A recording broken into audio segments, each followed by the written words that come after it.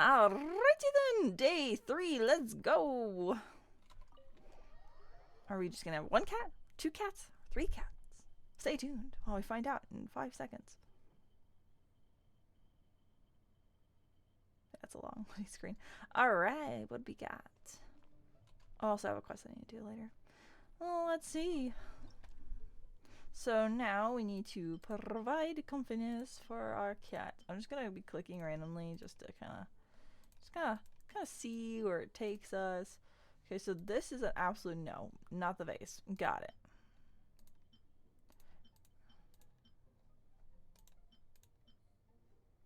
Not on that either.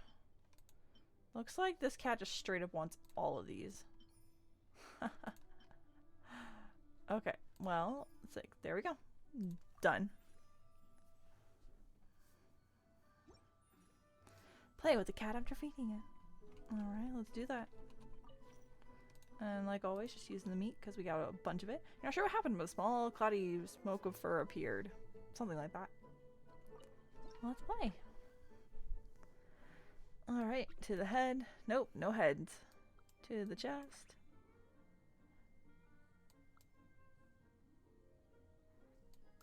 To the back. Not the lower back.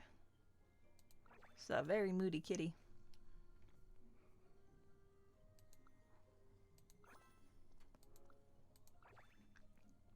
Oh, you can go between paws. Oh! Otherwise, it shouldn't have been 40 on both. This cat's all about their paws being petted.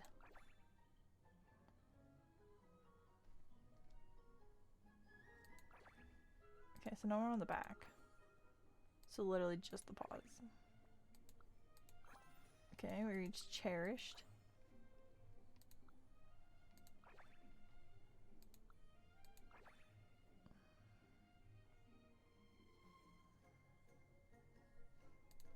Still no head. Okay.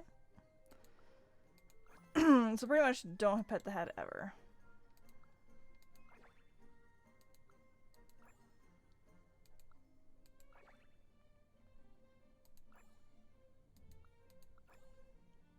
What are we missing? Can you pet the tail? Oh, you can pet the tail. Okay. So basically just pet the tail multiple times. And then we're done. Your friendship has reached inseparable. A joyful session was spent playing. Oh, Razor's here! Well, hello there. Wait, this seems a little wrong.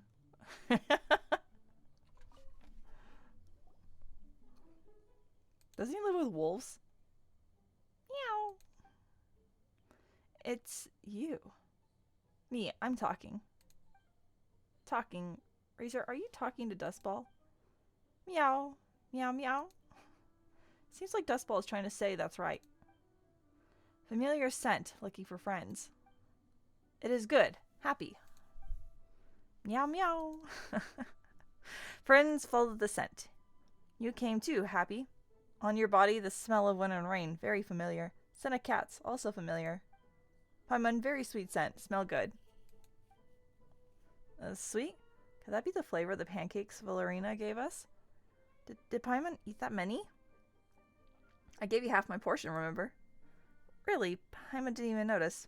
It's all the pancakes' fault for being so delicious. And Paimon also wants to eat sweet madame, steaks, and hash browns. Oh, and drink some apple cider. Okay, that's the menu for the next meal then. Come on, Maroon. Let's go place our order of Valerina. You come too, Razor. Thank you. Dustball has brought me lots of nuts and meat boxes. I am very full. Sounds like Valerina ordered delivery then. Did Dustball deliver the food to you, Razor? Paimon never imagined the cats would actually end up taking care of the customers here in the Furball Fortress.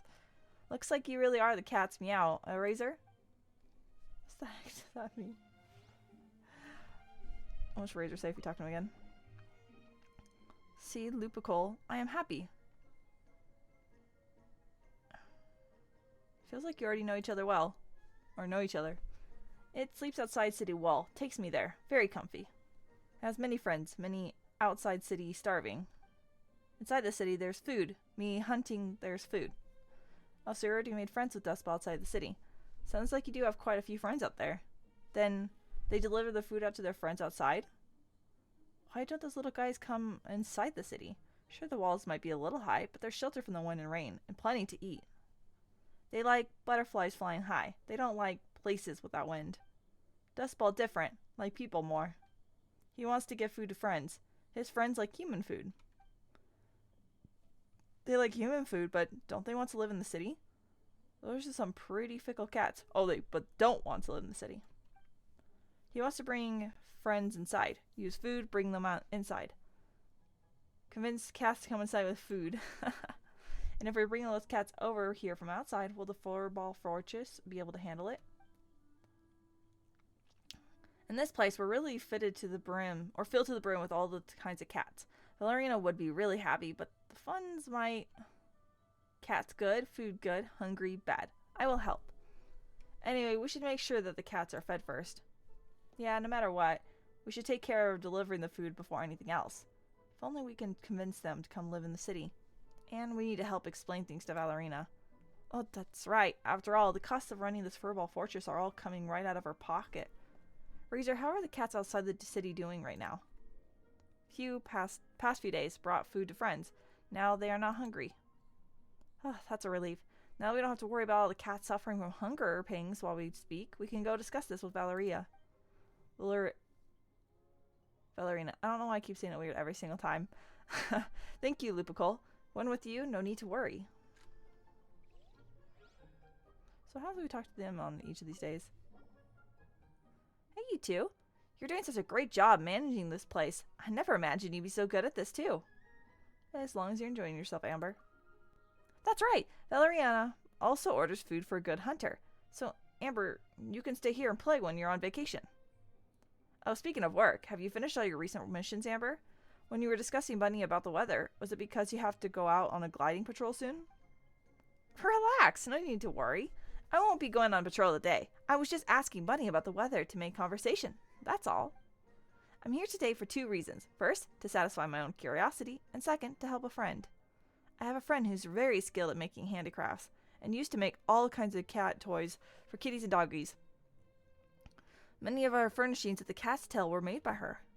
After I heard about the Furball Fortress, she contacted Valerina and supplied some furniture and toys.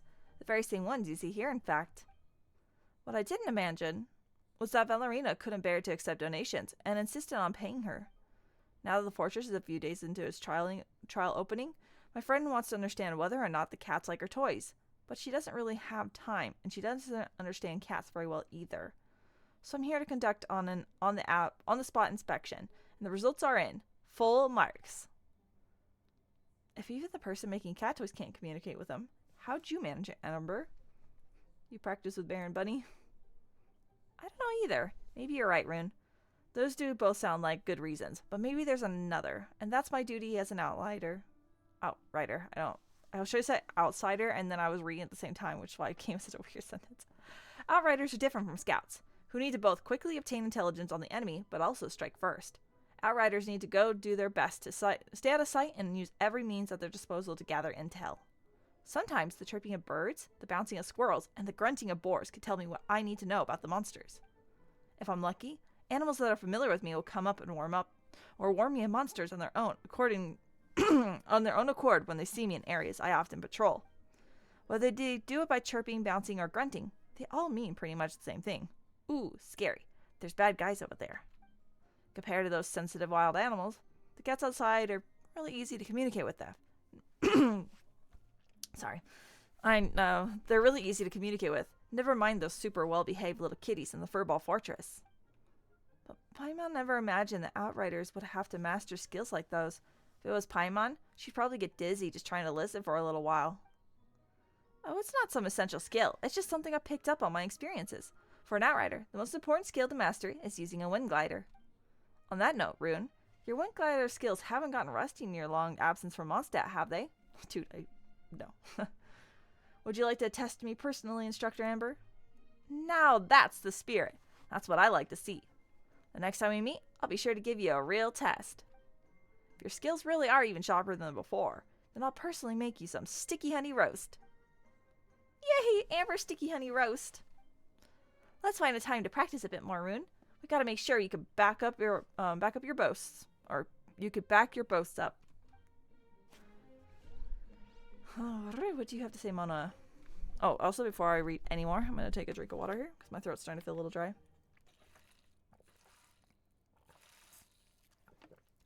Well, I do find inspiration sometimes when I play with the cats.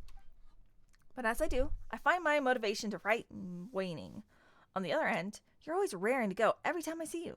It's almost as if you're simply inexhaustible. Hold on, we're not workaholics either. Yeah, we're always traveling, so we don't do too much exhausting work. But when I dropped by the Steambird before to take care of some things, I noticed the editor compiling mountains of notes. Hundreds were related to a blonde traveler.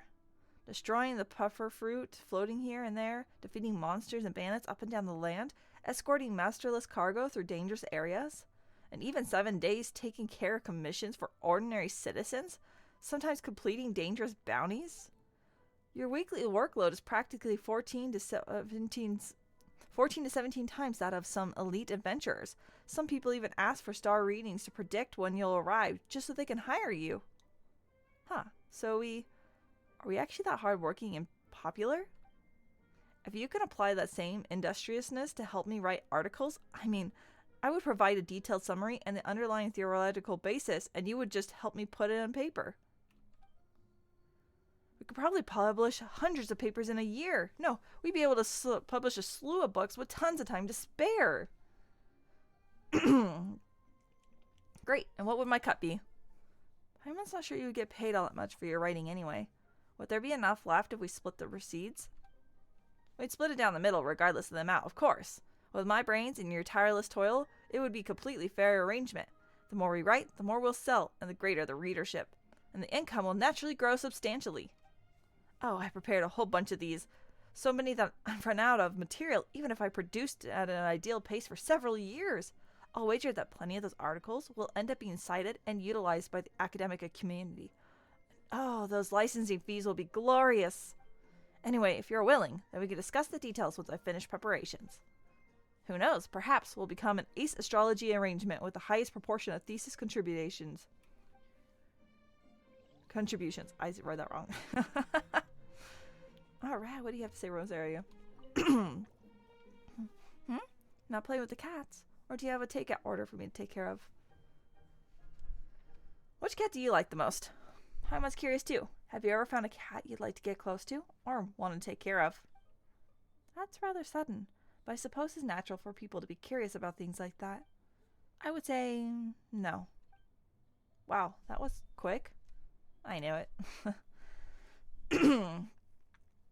Different people have their own definitions of the word like.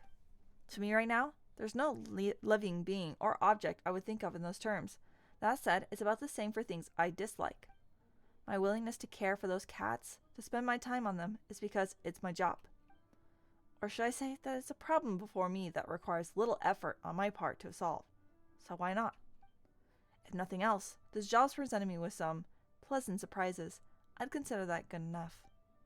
Paimon didn't really get that, but it sounds positive. No worries, Paimon. I'll understand Rosario for the both of us. Don't overthink it. Life's like a flaccid lake most of the time. You just need to get used to it. And if you can't, I'm sure someone of your ability can change all you can see before you. Good luck either way. There's more you can talk to her about, but I want to see what Flowerlina has to say. On a rainy night, Cat whispered Paimon, are you too tired? Would you like something to eat or drink? Or perhaps a massage to relax your shoulders?